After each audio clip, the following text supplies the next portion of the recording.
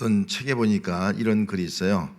수업 시간에 어떤 학생은 앞자리에 꼭 앞자리에 앉는 사람이 있는가 하면 또 어떤 학생은 꼭 뒷자리에 앉는 학생이 있다고 합니다.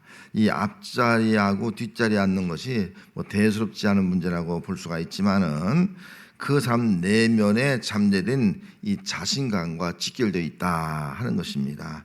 앞자리에 앉는 사람은 교수가 뭘 질문해도 대답할 수 있다고 하는 자신감이 있으니까 앞자리에 앉는다는 거죠. 뒷자리에 앉는 사람은 선생님이 혹시 질문하면 뭐 준비가 안 됐으니까 걱정이 되고 염려가 되어서 자신감이 없으니까 뒷자리에 앉는다 하는 것입니다. 그러면서 그 책에 이렇게 기록을 하고 있습니다. 자신감은 아무리 보잘것없는 존재도 위대하게 만든다. 자신감은 아무리 보잘것없는 사람도 위대하게 만든다. 그렇게 만드는 거예요. 이런 자신감이 이렇게 중요하다는 거죠. 자신감이 없이 사는 사람과 자신감을 가지고 사는 사람과는 그 인생이 그렇게 나중에 차이가 날 수 있다 하는 것입니다. 그래서 오늘 우리는 정말 자신감을 가지고 살아가는 그런 귀한 성도가 되어야 할 줄로 믿습니다. 그런데 우리가 이 수업 시간뿐만 아니라 예배 시간도 마찬가지예요. 앞자리에 앉는 사람과 뒷자리에 앉는 사람의 차이가 여기서 볼 수가 있어요. 오늘 보니까 우리 이장님이 제일 뒷자리에 앉아 있는데 2부 예배 시간은 우리 이장님이 맨 앞자리에 앉아 있습니다. 그래서 앞자리에 앉는 것은 우리에게는 이 자신감을 주는 거예요. 영적 자신감. 자신감이 있을 때 그 사람은 하나님께서 위대하게 만드신다. 하나님이 쓰신다는 거죠, 위대하게. 여러분 이런 믿음 가지고 앞으로 할 수 있는 한 좀 앞자리에 앉을 수 있는 성도가 되시기 바랍니다. 앞자리에 앉을 때 하나님이 자신감을 준다는 거예요. 영적 자신감. 그 자신감이 내 인생을 바꾼다는 거죠. 이런 믿음을 가져야 됩니다. 그래야지 우리는 앞자리가 이제 텅 비고 지금은 그래도 골고루 이렇게 앉았는데 낮 예배 시간 보면 앞자리는 텅 비고 저 뒤에만 이렇게 앉는 경우가 있어요. 영적 자신감의 상실이라고 보면 이해할 수가 있는 거예요. 그런 면에서 우리가 좀 이왕이면은 앞자리에부터 앉아갖고서 정말 하나님 앞에 내가 영적 자신감을 가지고 하나님이 내 인생을 위대하게 만들어주는 그런 인생을 살아갈 수 있는 그런 역사가 오늘 우리의 삶에 나타나야 될 줄로 믿습니다. 자, 오늘 본문에 나온 이 사도 바울은 아주 자신감을 가진 사람이었어요. 그런데 이 자신감은 내가 공부를 많이 해서 또 학벌이 좋아서 또 이 가말리엘 문화생으로서 또 구약의 율법에 능통한 자가 되어서 뭐 그런 것 때문에 자신감이 아니라는 거죠. 이 사도 바울의 자신감은 하나님께로부터 다시 말해 예수 그리스도로부터 주어진 자신감이었다 하는 것을 고백을 하고 있습니다. 그래서 오늘 사도 바울이 자신감을 갖게 된 그 내용 몇 가지를 한번 살펴보려고 합니다. 먼저 바울의 자신감은 사도로 나를 불렀다. 여기에 자신감을 가졌어요. 사도로 나를 불렀다. 그런 1절 말씀에 예수 그리스도의 종 바울은 사도로 부르심을 받아 하나님의 복음을 위하여 택장을 이뤘으니 그렇게 말씀하고 있지 않습니까? 이 당시에 사도가 누구냐? 예수님의 12제자만 사도로 생각했어요. 예수님께 부른 12제자가 사도였다 하는 것입니다. 그래서 누가복음 6장 13절에 보면은 밝음에 그 제자들을 부르사 그 중에서 12를 택하여 사도라 칭하셨으니 그렇게 말씀하고 있습니다. 예수님이 기도하고 난 다음에 제자들을 불러서 그 중에 12명을 제자를 사도라 그렇게 명령한 거예요. 그러니까 공식적으로는 누구만 삽니까? 예수님의 12제자만 사도예요. 나머지는 사도가 아니라는 거예요. 12사람만 사도라는 겁니다. 사도란 말은 보내심을 받았다 그런 뜻이거든요. 하나님께서 나를 보내신 것처럼 나도 너희를 보낸다. 예수님 말씀했잖아요. 예수님 보낸 사람이 사도라는 거예요. 그런데 그 당시에 사도 바울이 복음을 증거할 때 많은 사람들이 의문을 제기합니다. 당신은 12제자가 아니라 그런데 왜 사도냐? 당신은 사도가 아니야. 이렇게 질문을 한 사람들이 있었어요. 그래서 이 사도 바울은 그런 말을 들을 때마다 그가 모든 서신을 쓰면서 맨 먼저 쓰신 말이 사도로 나를 부르심을 받았다. 하나님이 나를 사도로 불렀다. 그리고 나는 복음을 위해서 택정을 받았다. 그 말하는 거예요. 나를 부르신 목적이 뭐냐? 복음을 위해서 하나님이 나를 택했다. 나를 사도로 부르심 받았다. 이것을 당당하게 그가 말씀을 하고 있는 것을 볼 수가 있습니다. 이 바울은 직접 예수님을 만나지 못했고 직접 예수님에게 교육을 받지 못했습니다만은 부활의 주님을 만나잖아요. 예수 믿는 사람들 박해하다가 부활의 주님을 만난 다음에 그가 이제는 너는 이방인을 위해서 택한 나의 그릇이다, 이 음성을 듣게 되었습니다. 그로 인해서 그는 확신을 가지게 되었어요. 하나님이 나를 불렀다. 뭐를 위해서? 복음을 위해서 불렀다. 복음을 위해서 택정받았다. 이 믿음을 가지고 있으니까요, 그게 자부심이 생기는 거예요. 그런 이런 자신감을 가지고 이제는 복음을 증거해서요, 여러분 사도 바울처럼 당당한 사람이 없는 거예요. 사도 바울은요, 그 당시에 모든 그 헬라의 철학, 또 그 시브리의 그 정통성을 가진 사람들, 수많은 사람들이 바울과 영적 싸움한 거예요. 대적한 거예요. 누구 앞에서도 그런 당당하게 복음을 증거했고, 예수 그리스도가 여기 있는 성경 말씀 하나님의 아들이고 또 예수 그리스도가 죽은 자 가운데 살아신 분이다. 당당하게 복음을 증거하는 그런 사람으로 살아갔습니다. 그래서 사도 바울은 이 자신감 때문에 하나님 앞에 복음의 삶을 감당할 수 있고, 또 이 자신감이 사도 바울을 위대한 사람을 만들었습니다. 그래서 어떤 그 학자들이 말할 때 사도 바울은 정말 위대한 사람이다, 그렇게 말합니다. 정말 성경 우리 그 역사 속에서 가장 위대한 사람이 사도 바울이랑 그렇게 증언한 사람도 있습니다.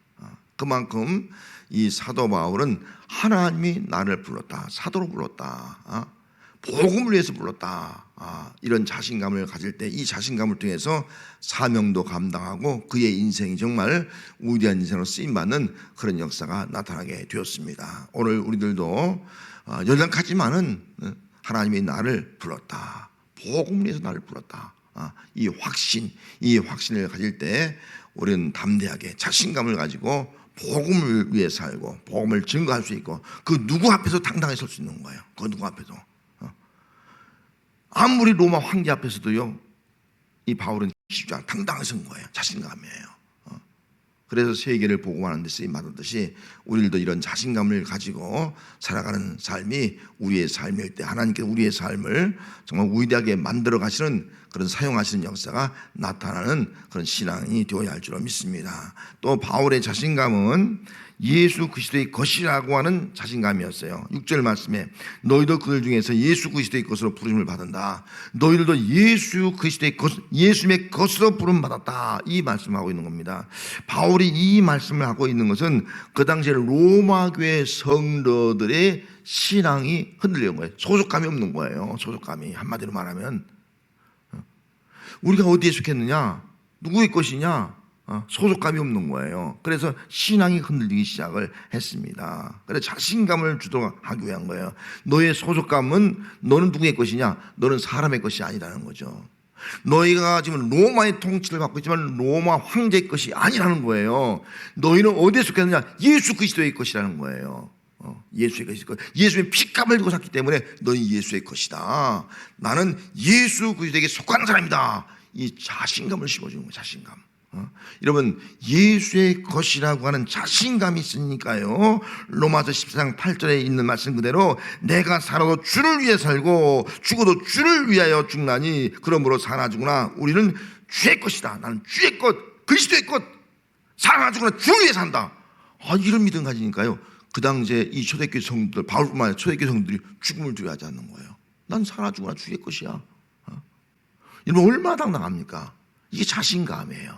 이런 자신감을 가진 로마 교회 성도들이 있었기 때문에 로마가 기독교가 된 거예요. 여러분, 상상할 수 없잖아요. 그렇게 박해받던 교인들이요, 로마를 변화시키는 거예요. 로마가 기독교가 되는 거예요. 어떻게 이런 일이 날 수 있겠습니까? 다른 사람들 다 황제 것이라 황제에 충성하는데요, 황제를 위해서 아부하는데요, 난 그리스도과야, 그리스도의 것이야. 살아 죽으나 주를 위해 살아. 순교를 두렵지 않아, 죽음을 두려워하지 않으니까요, 이걸 통해서 깜짝 놀랐죠. 정말 저는 그리스도인이구나. 로마를 변화시키는 그런 역사가 나타났습니다. 이게 자신감에서 온 거예요. 여러분, 오늘 우리는 정말 예수 그리스도의 것이 된 줄 믿습니다. 내 소속감이 분명히 됩니다. 우리는 예수님에게 소속되어 있는 거예요. 주님의 것입니다. 우리는 살아도 죽어도 주를 위해 사는 자입니다. 여러분, 이런 믿음을 가지고 살아가서 우리는 정말 우리 가정을 변화시키고 내 직장을 변화시키고 정말 이 나라와 민족을 변화시킬 수 있는 그런 삶을 살아가는 역사가 오늘 이 시대에 우리들에게도 나타나야 될 줄로 믿습니다. 사도 바울은 말합니다. 우리가 그리스도 것인데 누가 우리를 정죄하겠느냐? 누가 우리를 대적하겠느냐? 난 그리스도과야. 누가 나를 정죄하고 누가 나를 대적할 수? 아무도 할 수 없다는 겁니다. 이 자신감이에요. 이런 모습을 가지고 당당하게 세상을 살아가고 세상을 변화시켜 나갈 수 있는 우리의 삶이 되어야 할 줄로 믿습니다. 또 마지막 한 가지는 하나님의 사랑이에요. 바울의 자신감은 하나님의 사랑입니다. 이 사랑에 대한 확신을 심어주고 있는 겁니다. 그래서 7절 말씀에 로마에서 하나님의 사랑하심을 받은 성도로 부르심을 받은 모든 자에게 하나님 우리 아버지와 주 예수 그리스도로부터 은혜와 평강이 있기를 원한다, 그렇게 말씀하고 있습니다. 지금 로마 교인들에게 주신 말씀이 너희들은 하나님 앞에 사랑받은 자다, 이 자신감을 심어주고 있는 거예요. 바울 역시도 그런 마음을 가지고 있고요. 그럼 바울이 왜 이런 말씀했냐면 그 당시 로마 교회 성도들이 로마 황제에게 이루말 수 없는 박해를 받습니다. 로마 황제들, 아주 지독한 황제들, 네로로부터 아주 악독한 황제들, 5대 황제들이 있는데 그 황제들이 아주 어마어마하게 박해를 합니다. 그러니까 박해를 받으니까 교인들 가운데 신앙이 흔들리는 거예요. 아니, 하나님이 우리를 사랑하는가?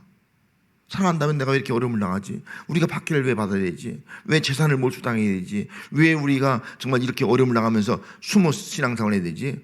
막 신앙이 흔들리는 사람이 있었어요. 그런 그들에게 자신감을 심어주고 있으면 너희는 하나님의 사랑받는 자다. 하나님의, 아무리 박해가 있고 환난이 있고 고난이 있어도 하나님이 너를 사랑한다, 하나님의 사랑받는 자다, 이 말씀을 하고 있는 것입니다. 하나님의 사랑을 받는 자라고 하는 그런 마음이 있을 때 자신감이 생기는 거예요. 여러분, 우리 아이들요, 부모의 사랑받지 못하면 자신감 없으면 어디 가도 기가 죽어 있는 거예요. 근데 부모의 사랑받으면요 자신감이 있는 거예요. 그래서 아이들이 자신감이 있느냐 없느냐를 딱 보면요, 부모의 사랑을 받은 아이냐 부모의 사랑을 받지 못한 아이냐 딱 구분이 됩니다. 그래서 자신감이 있는 아이는, 사랑받은 아이는요 어디 가든지 당당합니다. 그런데 사랑받지 못한 아이는 쭉 들어 있는 거예요. 삐뚤어 나가는 거예요. 이런 모습을 우리가 볼 수가 있습니다. 오늘 우리는 정말 하나님의 사랑받는다. 그래서 사도 바울이 로마 교회에 고백한 대로 정말 누가 우리를 그리스도의 사랑에서 끊을 수 있느냐? 환난이냐 곤고나 박해냐 기근이냐 적신이냐 위험의 칼이냐, 그 어떤 것도 그리스도의 사랑에서 우리를 끊을 수가 없다. 우리는 나를 사랑하시는 이로 말미암아 넉넉히 이긴다. 사랑하시는 말미암아 넉넉히 이긴다. 이런 믿음을 이 로마 교회 교인들이 갖게 되니까 다 이겨나가는 거예요. 환난, 박해, 또 기근, 적신, 칼, 다 이게 왜? 사랑하는 이로 말미암아, 내가 사랑받으니까 사랑하는 이로 말미암아 이겨나가는 거예요. 이게 신앙의 자신감이 아니겠습니까? 여러분, 우리는 하나님의 어마어마한 사랑을 받은 성도가 된 줄로 믿습니다. 예수 그리스도의 십자가의 그 사랑을 받은 자가 된 줄로 믿습니다. 우리는 사랑받은 자라고 하는 그런 확신감을 가지고, 자신감을 가지고 혹 우리 앞에 그 어떤 것이 있다 할지라도 정말 사랑한 이로 말미암아 넉넉하게 이겨나갈 수 있는 그런 승리의 삶을 살아가는 신앙이 오늘 우리의 믿음이 되어야 할 줄로 믿습니다. 철학자 소크라테스는요 얼굴이 지독하게 못생겼다고 그래요. 그래서 어느 극작가가 그 구름이라고 하는 글을 쓰면서 소크라테스가 정말 못생겼다는 그런 글을, 그 글에 그 얼굴을 표현한 거예요. 지독하게 못생겼다. 비하한 거죠, 어떻게 보면은. 그리고 극작가가 그 책을, 그 글을 이제는 연극으로 만든 거예요. 작품화시킨 거예요. 그래서 연극 공연을 하게 되었습니다. 그런데 공연한 중에 소크라테스가 나타난 거예요. 옛날에 연극 사람이 직접 공연하지 않습니까? 소크라테스가 나타난 거예요. 그리고 사람들 앞에서, 관중 앞에서 당당하게 이렇게 말하는 거예요. 못생긴 나의 실물 보고 마음껏 즐기세요. 그 회중 앞에서, 관객 앞에서 못생긴 내 얼굴 보고 마음껏 즐기세요. 여러분, 어떻게 생각합니까? 우리 얼굴이 못생기면요 열등감이 맞잖아요. 내가 왜 이렇게 생겼지? 막 외모 때문에 열등감을 얼마나 많이 갖습니까? 그런데 열등감이 아니라 오히려 자신감을 갖는 자신감을. 이게 우리의 모습이 되어야 않겠습니까?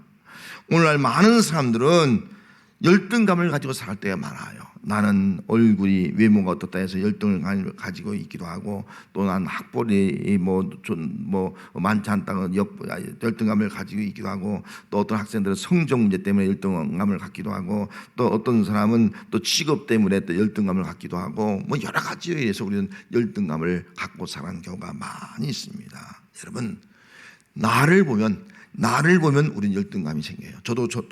저를 보면요, 막 열등감이 생길 때가 있어요. 다른 사람과 나를 보니까 다른 사람과 비교가 되잖아요. 나는 왜 이렇지? 자꾸 열등감이 생기는 거예요. 나를 보면 열등감이 생기면 누굴 보는 거예요? 우리는 그리스도를 보면 자신감이 생기는 거예요. 그리스도를. 그래서 우리의 성도들은 나를 보면 안 돼요. 나를 보면 열등감이 생기는 거예요. 하지만 우리는 하나님을 보는 거예요. 하나님을 보면요, 자신감이 생긴 거예요. 하나님이 나를 불렀다. 복음을 위해서 불렀다. 나는 그리스도의 것이다. 나는 이 세상에서 누구보다도 하나님의 사랑을 받는 자라 라고 하는 이런 자신감이에요. 이런 자신감이 있을 때 그 자신감을 통해서 하나님은 그 사람을 위대한 사람으로 쓰시고 또 위대한 역사를 이루시는 그런 역사가 오늘 우리의 삶 가운데서도 나타나야 될 줄로 믿습니다. 기도하겠습니다.